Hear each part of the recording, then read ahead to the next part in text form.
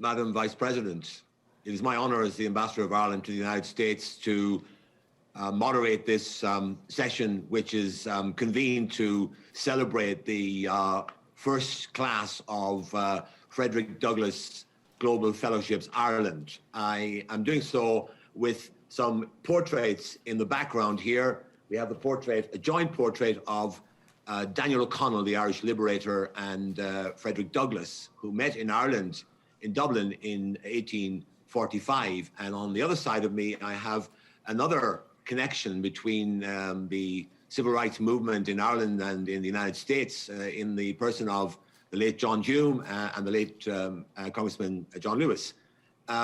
So the purpose here is to enable you, Taoiseach, and Madam Vice President, to meet with the fellows who have gathered here and to hear also from our partners in the Council for International Education Exchange, and indeed also to hear from the artist Nicholas Smith, and last but not least, Nettie Washington Douglas, the great-great-granddaughter of Frederick Douglass. But first of all, Taoiseach, if I may hand over to you to say a few words about this exciting new programme that we have decided to support this year.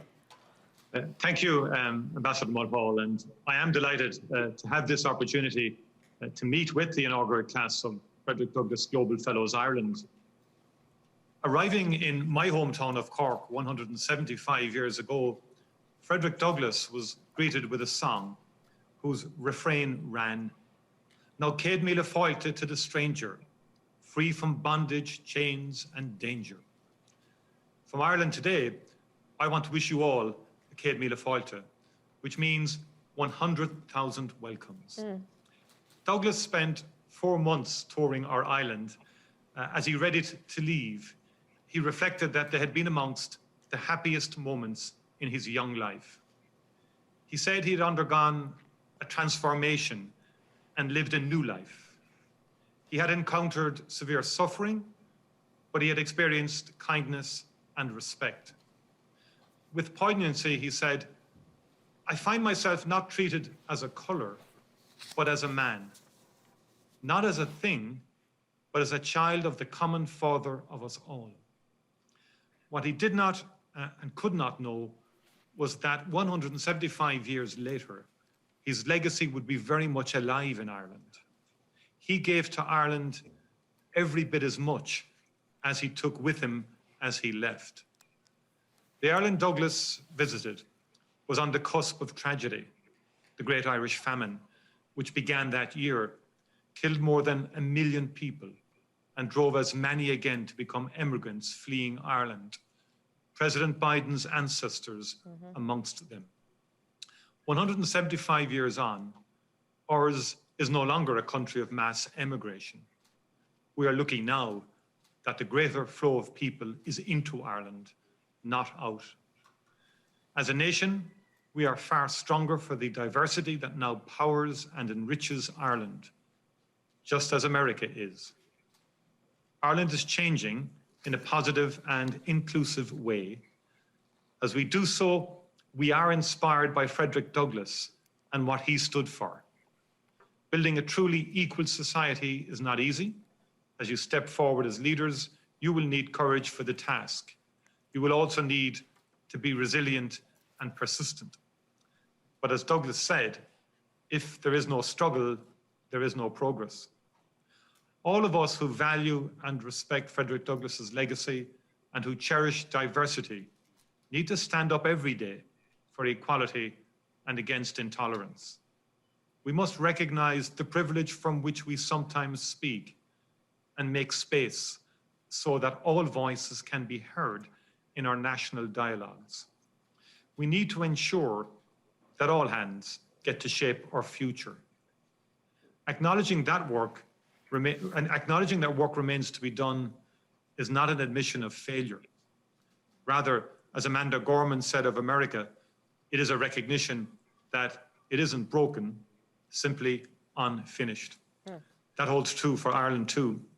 When Frederick Douglass met the great Irish liberator and abolitionist Daniel O'Connell, neither could have known what an impact the other would come to have on their thinking and their lives.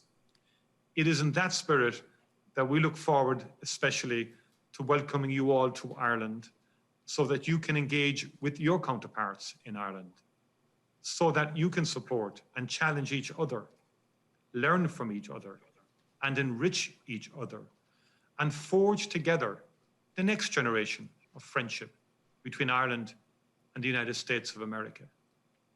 I'm particularly delighted that when circumstances permit, you will be visiting my hometown Cork, which among its many charms and attractions is also a sister city of Vice President Harris's San Francisco.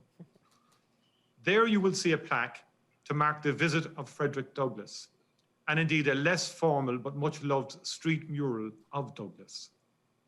From Ireland on St. Patrick's Day, my sincere congratulations to you all, and I look forward to wishing you Céad Míle Fáilte to Ireland. Thank you. Madam Vice President, would you like to say a few words to the fellows, the Frederick Douglass Fellows? I will. Thank you, Mr. Ambassador, and happy St. Patrick's Day to everyone gathered here. I'm looking at the screen to see all of the faces of our young leaders. I'm so proud of you. I'm so proud of you.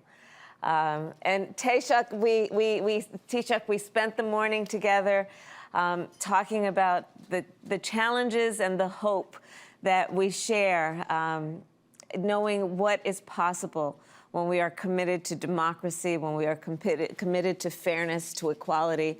And I really enjoyed our conversation this morning. And Taoiseach, I thank you for that. It was really an honor to meet with you today to discuss our friendship and the friendship of our two countries, our shared values, and our shared commitment to helping people worldwide reach their full potential. And I know it is in that spirit that Ireland's Department of Foreign Affairs is co-sponsoring this year's Frederick Douglass Global Fellows. On behalf of the United States, thank you.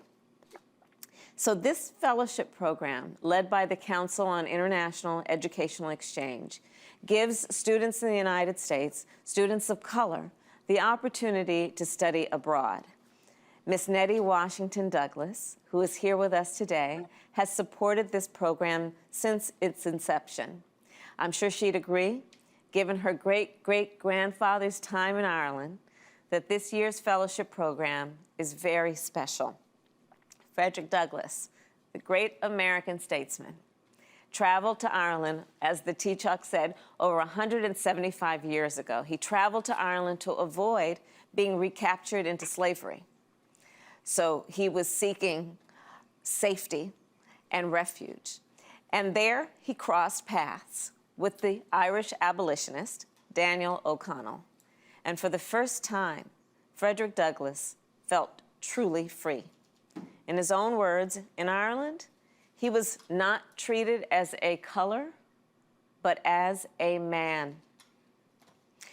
I have this sculpture of Frederick Douglass on loan from the Howard University Gallery of Art that reminds me of who he was and what he stood for. Many of you know that.